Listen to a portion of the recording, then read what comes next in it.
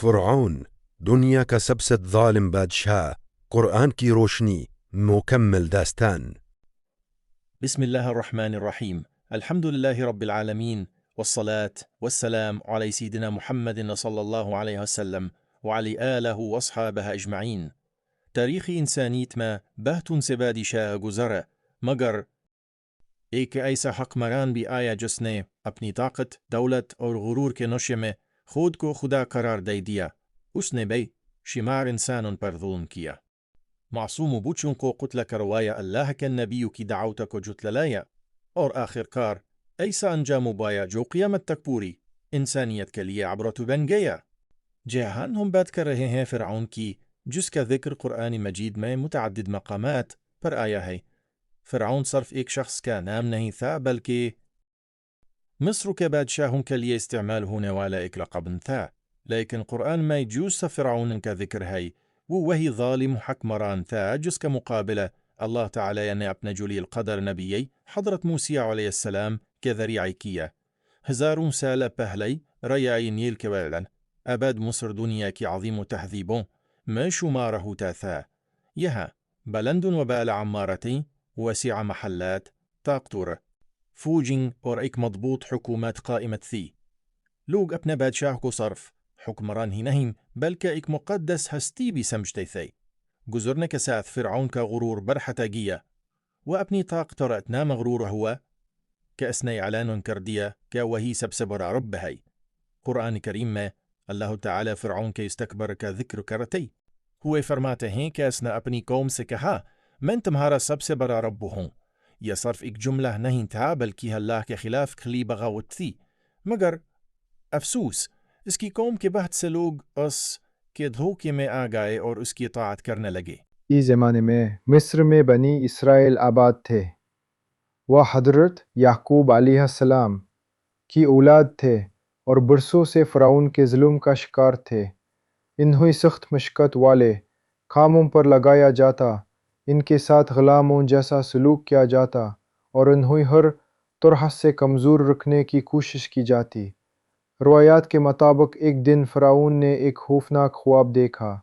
اس کے نجومیوں نے تعبیر بتائی کہ بنی اسرائیل میں ایک ایسا بچہ پیدا ہوگا جو ایک دن فرعون کی حکومت کے خاتمے کا سبب بنے گا۔ یہ سن کر فرعون خوفزدہ ہو گیا۔ اس نے ایک نہایت ظالمانہ حکم جاری کیا کہ بنی اسرائیل میں پیدا ہونے والے ہر نومولود لڑکے کو قتل کر دیا جائے، جبکہ لڑکیوں کو زندہ چھوڑ دیا جائے۔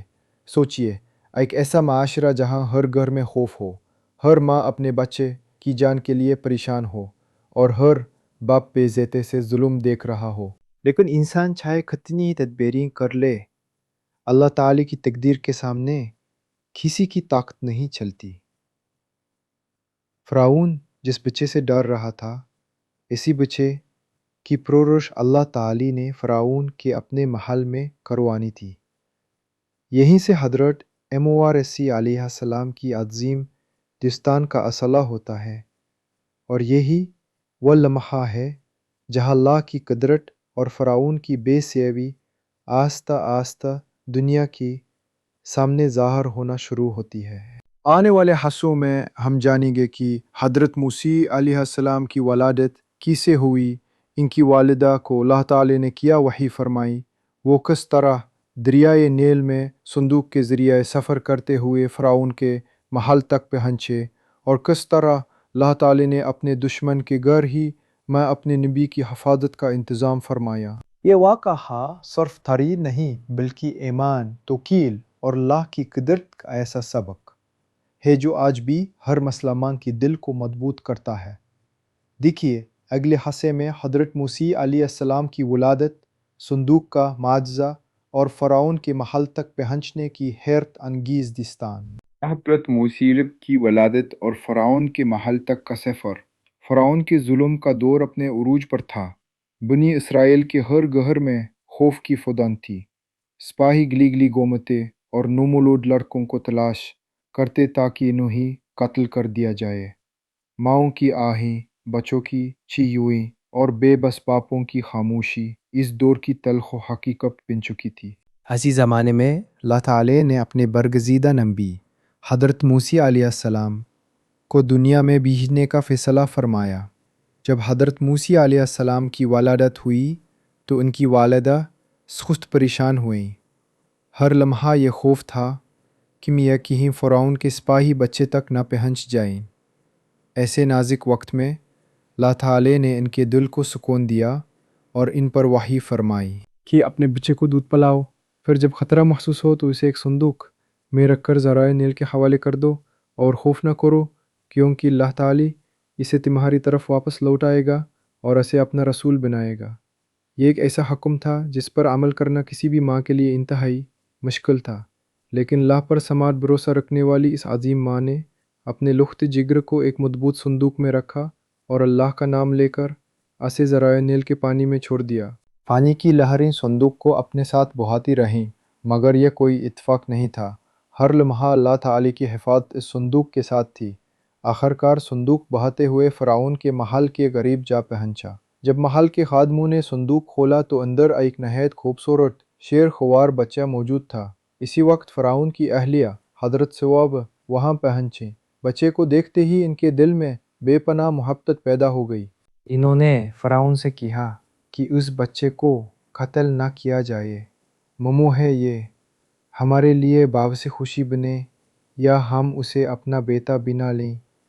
फ़िरौन जो हज़ारों बच्चों के कत्ल का हुक्म दे चुका था, ऐसी बच्चे को ना पहचान सका जो मुस्तक़बिल में इसके हुरूर को हक़ में मिला देने वाला था। अल्लाह ताला की कुदरत का एक और अजीम मज़ाहरा यह था कि हज़रत मूसी अलैहिस्सलाम किसी भी दाया का दूध कबूल नहीं कर रहे थे।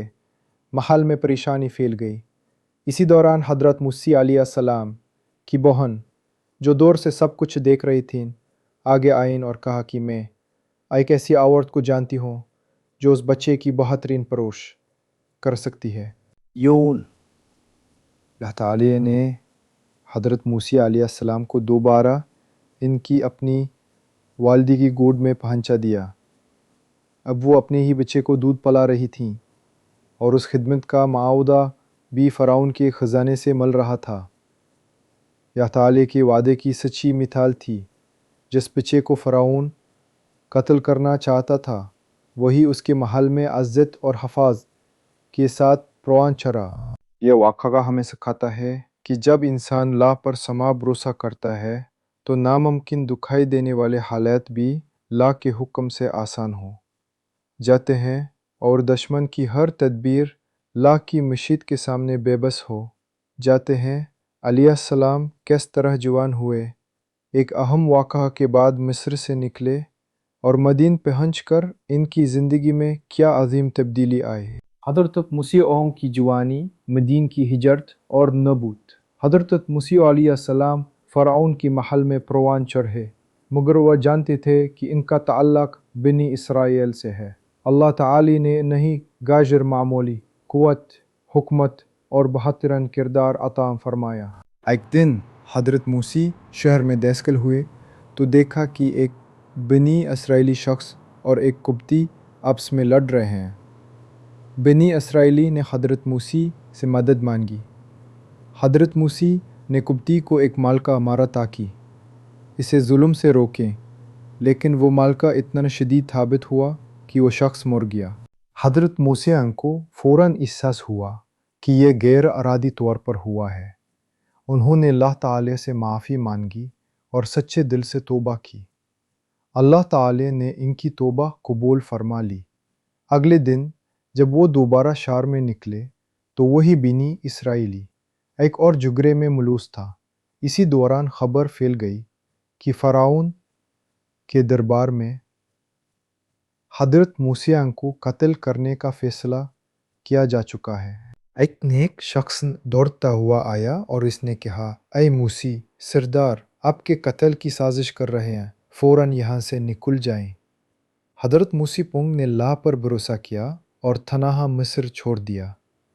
न कोई लश्कर था, न ज़ादिरा, न कोई साथी, सिर्फ अल्लाह पर यकीन था। 3 दिनों के सफ़र के बाद वो मदीन पहुँचे। वहाँ एक कनवा था जहाँ लोग अपने जानवरों को पानी पिला रहे थे। हज़रत मूसी ने देखा कि 2 नौजवान औरतें अपने रिवोट को पीछे रोके खड़ी हैं। حضرت موسی دوگ نے ان سے پوچھا، تم انتظار کیوں کر رہی ہو؟ انہوں نے جواب دیا، ہم اس وقت تک پانی نہیں پلا سکتے جب تک ونتو مغسل لے واپس نہ چلے جائیں۔ ہمارے والد بہت بوڑھے ہیں۔ حضرت موسی دوگ نے بغیر کسی لالچ کے ان کے جانوروں کو پانی پلایا، پھر ایک درخت کے سائے میں بیٹھ کر اللہ تعالی سے دعا کی، اے میرے رب، تو جو بھی بھلائی میری طرف نازل کرے میں اس کا محتاج ہوں۔ کچھ دیر بعد ان دونوں میں سے ایک خاتون حیا کے ساتھ حضرت موسی کے پاس آئیں اور کہا، میرے والد آپ کو بلاتے ہیں تاکہ آپ نے جو ہماری مدد کی ہے اس کا بدلہ دے سکیں۔ وہ بلزد ایک نیک انسان تھے۔ انہوں نے حضرت موسی پم کی بات سنی اور فرمایا، ڈرنے کی ضرورت نہیں، اب تم ظالم قوم سے نجات پا چکے ہو۔ ان کی ایک بیٹی نے اپنے والد سے کہا، ابا جان، انہی ملازم رکھ لیجئے، کیونکہ بہترین ملازم وہ ہے جو طاقتور بھی ہو اور ایماندار بھی۔ آخرکار حضرت موسی پم کا نکاح انہی کی ایک بیٹی سے ہوا اور وہ کئی سال مدین میں رہے۔ مدت پوری ہونے کے بعد حضرت موسی پنک اپنے اہالی خانہ کے ساتھ مصر کی طرف روانہ ہوئے۔ راستے میں طور کے پہاڑ کے قریب انہیں ایک آگ دکھائی دی۔ وہ آگ لینے کے لیے آگے بڑھے، مگر وہاں انہیں ایک آگ دکھائی دی۔ وہ آگ لینے کے لیے آگے بڑھے۔ اللہ تعالیٰ نے حضرت موسیٰ کو براہ راست پکارن، اے موسیٰ، بے شک میں ہی اللہ ہوں، میرے سوا کوئی معبود نہیں، پس میری عبادت کرو۔ اسی مقام پر حضرت موسیٰ کو نبوت عطا ہوئی۔ اللہ تعالیٰ نے انہیں دو عظیم معجزے عطا فرمائے، عصا جو اللہ کے حکم سے اژدہا بن جاتا تھا، اور روشن ہاتھ جو چمکتا تھا۔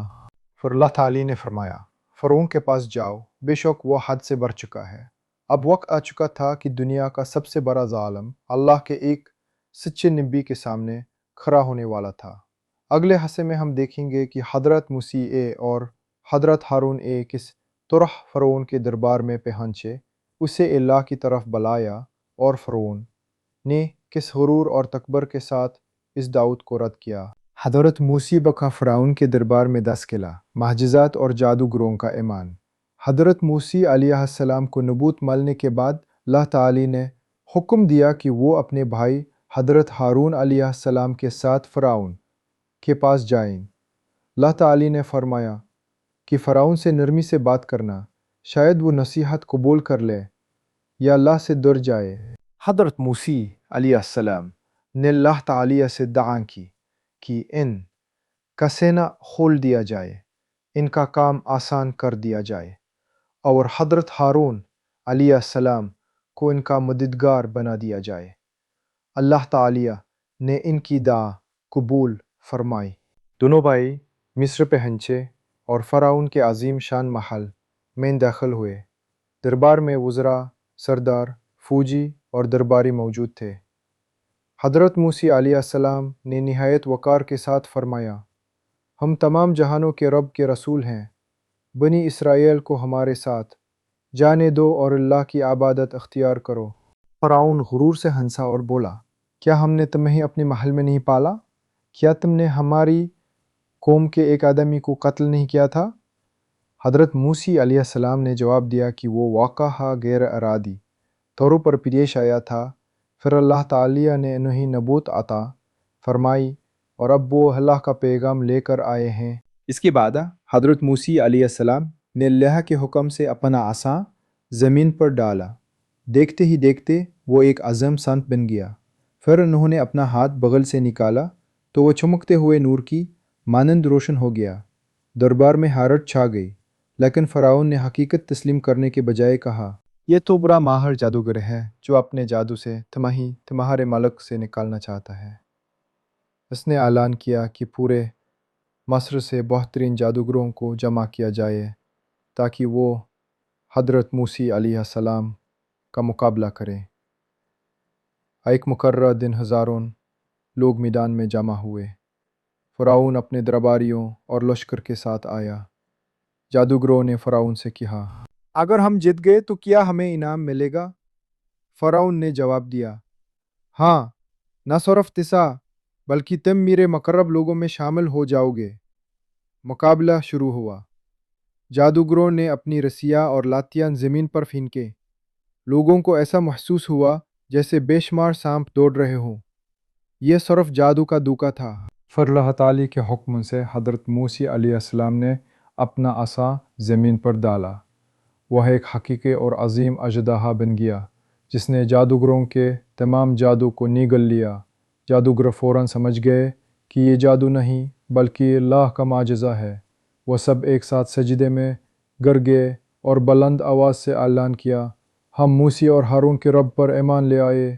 یہ منظر دیکھ کر فرعون کا غرور توڑنے کے بجائے مزید بڑھ گیا۔ اس نے غصے میں کہا، تم میری اجازت کے بغیر ایمان لے آئے؟ میں تمہارے ہاتھ اور پاؤں مخالف سما سے کاٹ دوں گا اور تم سب کو کھجور کے تنوں پر سولی دے دوں گا۔ اور کے ساتھ جواب دیا، ہم ہرگز تمہیں اپنے رب کی واضح نشانیوں پر ترجیح نہیں دیں گے۔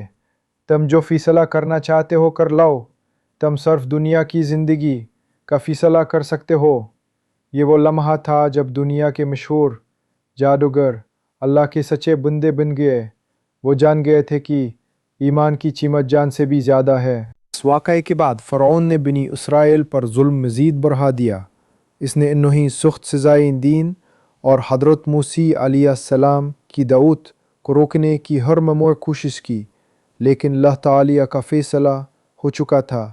ظالم کا انجام قریب آ رہا تھا۔ اگلے حصے میں ہم دیکھیں گے اللہ تعالیٰ نے فرعون اور اس کی قوم پر مسلسل عذاب کیوں اور کیسے نازل کیے، اور پھر بنی اسرائیل کو مصر سے نکلنے کا حکم کیسے ملا۔ فرعون پر اللہ کے عذاب، بنی اسرائیل کی نجات اور سمندر میں امن جنگ۔ جادوگروں کے ایمان لانے کے بعد بھی فرعون نے توبہ نہ کی۔ اس کے غرور اور ظلم میں مزید اضافہ ہو گیا۔ اس نے بنی اسرائیل پر پہلے سے بھی زیادہ سختیاں کرنا شروع کر دیں اور حضرت موسی علیہ السلام کی ہر بات کو جھٹلایا۔ اللہ تعالی نے اپنی نشانیاں آگے بعد سرون میں ظاہر کرنا شروع کیں تاکہ فرعون اور اس کی قوم حق کو پہچان لیں۔ پہلے قحط آیا، کھیتیاں تباہ ہونے لگیں، پھل کم ہو گئے اور لوگ پریشانی میں مبتلا ہو گئے۔ مگر جیسے ہی حالات بہتر ہوتے، وہ کہتے کہ یہ سب ہماری اپنی تدبیر کا نتیجہ ہے، اور حضرت موسی علیہ السلام کو برا شگون قرار دیتے۔ پھر اللہ تعالی نے ان پر مختلف عظیم اشیاء بھیجیں، تھودیاں کھیتوں پر ٹوٹ پڑیں اور فصلیں تباہ کر دیں، جوئیں پھیل گئیں، مینڈک ہر جگہ نظر آنے لگے، حتیٰ کہ گھروں اور برتنوں تک پہنچ گئے، اور پانی خون میں بنزد ہو گیا۔ ہر بار فرعون حضرت موسی علیہ السلام سے وعدہ کرتا کہ اگر یہ عذاب ٹل گیا تو وہ ایمان لے آئے گا اور بنی اسرائیل کو آزاد کر دے گا۔ لیکن جیسے ہی اللہ تعالی عذاب ہٹا دیتا، فرعون اپنا وعدہ توڑ دیتا۔ اس کا دل تکبر اور حد درمی سے بھر چکا تھا۔ آخر کار اللہ تعالیٰ نے حضرت موسی علیہ السلام کو حکم دیا کہ رات کے وقت بنی اسرائیل کو لے کر مصر سے نکل جائیں۔ حضرت موسی علیہ السلام نے اللہ کے حکم پر عمل کیا اور ہزاروں بنی اسرائیل خاموشی سے روانہ ہو گئے۔ جب صبح ہوئی تو فرعون کو خبر ملی۔ وہ شدید غصے میں آ گیا۔ اس نے اپنی عظیم فوج جمع کی، گھوڑے تیار کیے، رتھ روانہ کیے اور بنی اسرائیل کے تعاقب میں نکل پڑا۔ کافی سفر کے بعد حضرت موسی علیہ السلام اور بنی اسرائیل سمندر کے چارے پہنچ گئے۔ پیچھے فرعون کا لشکر تیزی سے قریب آ رہا تھا اور سامنے وسیع سمندر تھا۔ بنی اسرائیل گھبرائے اور کہنے لگے، اب تو ہم پکڑے جائیں گے۔ لیکن حضرت موسی علیہ السلام نے پورے یقین کے ساتھ فرمایا، ہرگز نہیں، بے شک میرا رب میرے ساتھ ہے، وہ ضرور میری رہنمائی فرمائے گا۔ اسی لمحے اللہ تعالیٰ نے حضرت موسی علیہ السلام کو حکم دیا کہ اپنا عصا سمندر پر ماری۔ حضرت موسی علیہ السلام نے عصا مارا اور اللہ کے حکم سے سمندر پھٹ گیا۔ پانی کے درمیان خشک راستے بن گئے اور دونوں طرف پانی بلند دیواروں کی طرح کھڑا ہو گیا۔ حضرت موسی علیہ السلام بنی اسرائیل کے ساتھ ان راستوں سے گزرنے لگے۔ اللہ تعالی نے سب کو سلامتی کے ساتھ پار پہنچا دیا۔ جب فرعون نے یہ منظر دیکھا تو غرور میں آ کر اپنی فوج سمیت انہی راستوں میں داخل ہو گیا۔ اسے یقین تھا کہ وہ موسی علیہ السلام کو پکڑ لے گا۔ لیکن جیسے ہی فرعون اور اس کا لشکر درمیان میں پہنچا، اللہ تعالی نے حکم دیا اور سمندر کا پانی دوبارہ اپنی جگہ لوٹ آیا۔ تخت اور لشکر، گھوڑے، ریت اور خود کو خدا گننے والا فرعون سب پانی میں ڈوب گئے۔ جب فرعون کو یقین ہو گیا کہ اب بچنے کا کوئی راستہ نہیں، تو اس نے کہا، میں ایمان لایا کہ اس کے سوا کوئی معبود نہیں، جس پر بنی اسرائیل ایمان لائے، اور میں مسلمانوں میں سے ہوں۔ لیکن اس وقت بہت دیر ہو چکی تھی۔ اللہ تعالی نے فرمایا، اب ایمان لاتا ہے؟ حالانکہ اس سے پہلے تو نافرمانی کرتا رہا اور فساد پھیلانے والوں میں شامل تھا۔ فرعون کا ایمان قبول نہ ہوا، کیونکہ وہ موت کو سامنے دیکھ کر ایمان لا رہا تھا، نہ کہ سچے دل سے۔ اللہ تعالیٰ نے اس کے جسم کو محفوظ رکھا تاکہ آنے والی نسلوں کے لیے وہ عبرت کی نشانی بن جائے۔ آج بھی دنیا فرعون کی سرکشی، کبر اور انجام کو یاد کرتی ہے اور جانتی ہے کہ اللہ کے مقابلے میں کسی طاقت کی کوئی حیثیت نہیں۔ فرعون کی پوری زندگی ہمیں یہ سبق دیتی ہے کہ دولت، اقتدار اور طاقت ہمیشہ باقی نہیں رہتے، باقی رہتی ہے صرف اللہ تعالی کی قدرت، اس کی عدالت اور حق کی کامیابی۔ اسی لیے قرآن ہمیں بار بار فرعون کے واقعے کی یاد دلاتا ہے، تاکہ انسان غرور سے بچے، ظلم سے دور رہے اور ہمیشہ اللہ تعالی کی اطاعت اختیار کرے۔